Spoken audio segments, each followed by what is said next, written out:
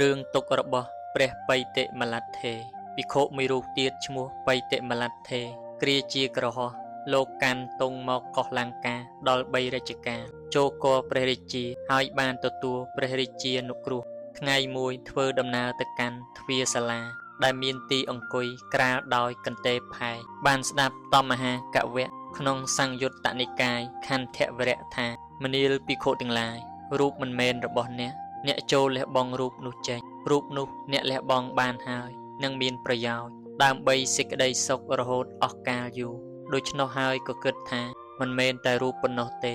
វេទនាក៏មិនមែនរបស់ខ្លួនគេធ្វើបាលីនោះឲ្យជាប្រធានហើយចេញទៅកាន់មហាវិហារសូមបួសពុព្វជាឧបសម្បទា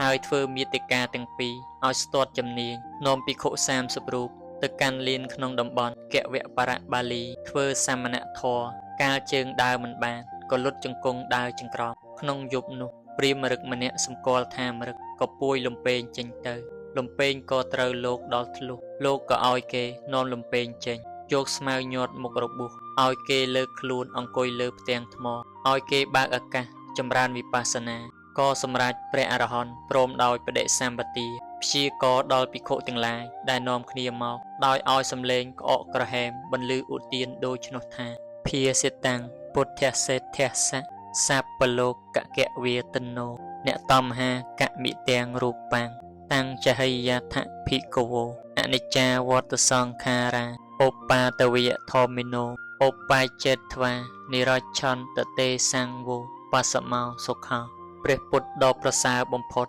ដែលលោកពោលសរសើរថាកំពូលលើសលោកទាំងពួងទ្រង់ភាសិតទុកថាមនាលភិក្ខុទាំងឡាយរូបនេះមិនមែនរបស់អ្នកទាំងឡាយក៏បីលះបង់រូបនោះចេញសង្ខារទាំងឡាយមិនទៀងណោមានការកើតនិងវិនិច្ឆ័យទៅជាធម្មតាកើតហើយក៏រលត់ការស្ងប់រងាប់នៃសង្ខារទាំងនោះជាសុខដូច្នោះសូមជ្រះថ្លាអនុមោ